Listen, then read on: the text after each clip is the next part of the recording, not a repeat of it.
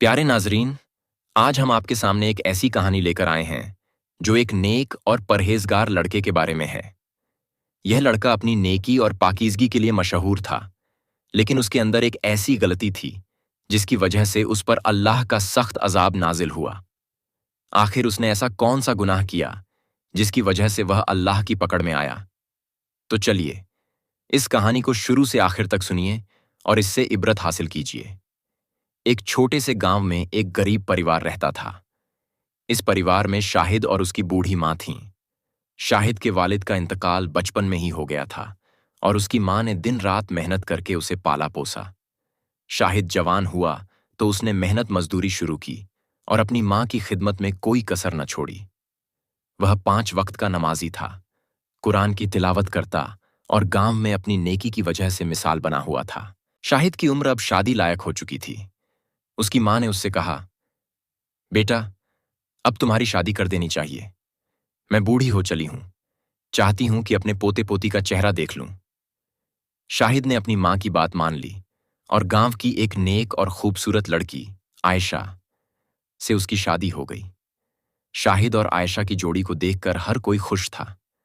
दोनों एक दूसरे का ख्याल रखते और हंसी खुशी जिंदगी गुजारते। कुछ ही सालों में अल्लाह ने उन्हें एक बेटे से नवाजा, जिसका नाम उन्होंने अहमद रखा। अहमद की पैदाइश ने उनके घर को खुशियों से भर दिया। शाहिद और आयशा ने अहमद की परवरिश इस्लामी उसूलों के मुताबिक करने का फैसला किया। छोटी उम्र से ही उसे कुरान की तालीम दी गई। गांव की मस्जिद में एक मौलवी साहब थे जो बच्चों को कुरान पढ़ाते थे। अहमद को वहां भेजा गया, जहां उसने कुरान पढ़ना शुरू किया। शाहिद और आयशा को अपने बेटे पर बहुत फख्र था। अहमद न सिर्फ कुरान पढ़ता बल्कि 5 वक्त की नमाज भी अदा करता। वह अपने माँ बाप की हर बात मानता और उनकी खिदमत करता। गांव वाले उसकी तारीफ करते और कहते, शाहिद का बेटा बड़ा नेक और समझदार है। वक्त गुजरता गया और अहमद अब 18 साल का जवान लड़का बन चुका था। वह कुरान का हाफिज बनने की राह पर था और मस्जिद में बच्चों को कुरान भी पढ़ाने लगा। उसकी नेकी और शराफत की हर तरफ चर्चा थी। लेकिन इस नेक लड़के की जिंदगी में एक ऐसी आदत थी जिसे वह मामूली समझता था, मगर यही आदत उसकी बर्बादी का सबब बनी। रमजान का मुबारक महीना आया। शाहिद, आयशा और अहमद तीनों रोजे रखते और मिलकर सहरी इफ्तारी करते। अहमद को रमजान का महीना बहुत पसंद था। वह तरावीह पढ़ता, कुरान की तिलावत करता और इबादत में मशगूल रहता। लेकिन रमजान के आखिरी दिनों में जब ईद की तैयारियां शुरू होतीं, अहमद एक ऐसी हरकत करता जो उसकी माँ बाप को बिल्कुल पसंद न थी। ईद से पहले अहमद बाजार जाता और नए कपड़े, इत्र वगैरह खरीदता। बाजार में एक दुकान थी जहां एक खूबसूरत लड़की इत्र और सजावटी सामान बेचती थी। अहमद उस दुकान पर बार बार जाता और उस लड़की से बातें करता। वह उससे इत्र की शीशियां पकड़वाता और जानबूझकर उसका हाथ छू लेता। उसकी मां आयशा ने कई बार उसे टोका, बेटा, गैर महरम से इस तरह बात करना और उनका हाथ छूना गुनाह है। तुम्हें ऐसा नहीं करना चाहिए। लेकिन अहमद हंसकर टाल देता और कहता, अम्मी, मैं तो सिर्फ इत्र खरीद रहा हूं, इसमें क्या गलत है? वह तो दुकानदार है, उसका काम ही यही है। आयशा उसे समझाती, बेटा, इत्र तुम खुद भी चुन सकते हो। गैर महरम का हाथ छूने से न जाने उसके दिल में क्या ख्याल आते हैं और इस गुनाह का बोझ तुम्हारी रूह पर पड़ता है। मगर अहमद अपनी इस आदत को छोड़ने को तैयार न था। वह सोचता कि यह छोटी सी बात है, इसमें क्या बुराई है। रमजान खत्म हुआ और ईद का दिन आ गया। अहमद ने नए कपड़े पहने, इत्र लगाया और मस्जिद में ईद की नमाज पढ़ने गया। घर लौटकर वह अपनी माँ बाप के साथ ईद की खुशियां मनाने लगा। लेकिन दोपहर होते होते उसे अचानक कमजोरी महसूस हुई। उसका चेहरा पीला पड़ गया और वह अपनी माँ से बोला, अम्मी, मेरी तबीयत ठीक नहीं है, मैं कमरे में जाकर थोड़ा आराम करता हूँ। असर की नमाज के वक्त मुझे जगा देना। आयशा ने उसे प्यार से देखा और कहा, ठीक है बेटा, शायद ज्यादा चलने फिरने की वजह से थकान हो गई है, तुम आराम कर लो। अहमद अपने कमरे में गया और बिस्तर पर लेट गया। आयशा घर के कामों में मशगूल हो गई। तभी उनकी पड़ोसन फातिमा उनके घर आई। दोनों सहेलियां बैठकर बातें करने लगीं। बातों में वक्त गुजरता गया और असर की अजान सुनकर आयशा को अहमद की बात याद आई। वह जल्दी से उसके कमरे में गई और लाइट जलाई। कमरे में अंधेरा था और अहमद गहरी नींद में सोया हुआ दिख रहा था। आयशा ने उसे पुकारा, अहमद, बेटा उठ जाओ, असर की नमाज का वक्त हो गया। लेकिन अहमद ने कोई जवाब न दिया। आयशा ने उसे हिलाया, मगर वह बिल्कुल बेसुध पड़ा रहा।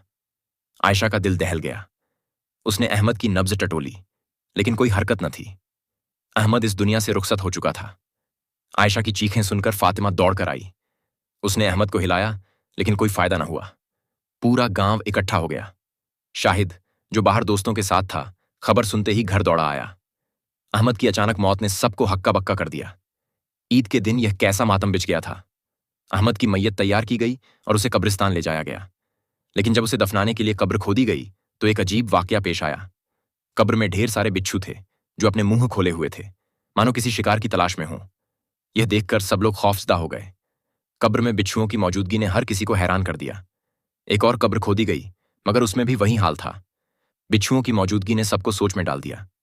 गांव के एक बुजुर्ग ने शाहिद से पूछा, बेटा, क्या अहमद कोई ऐसा गुनाह करता था जिसकी वजह से उसे यह अजाब मिल रहा है? शाहिद ने रोते हुए कहा, नहीं, मेरे बेटे ने ऐसा कोई गुनाह नहीं किया। वह तो बहुत नेक और परहेजगार था।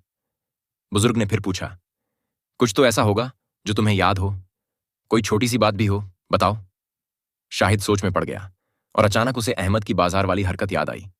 उसने बुजुर्ग को बताया, वैसे तो अहमद बहुत नेक था। वह कुरान का हाफिज था, नमाज पढ़ता था, रोजे रखता था। लेकिन एक बात थी जो मुझे और आयशा को बिल्कुल पसंद न थी। वह ईद की तैयारियों के लिए बाजार जाता और वहां एक लड़की की दुकान से इत्र खरीदता, जानबूझकर उसका हाथ छूता और उससे बातें करता।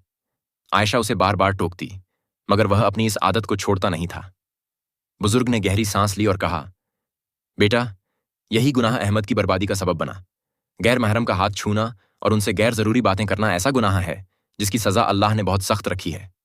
अहमद नेक था, मगर इस एक गलती ने उसे इस अजाब का हकदार बना दिया। शाहिद यह सुनकर फूट फूट कर रोने लगा।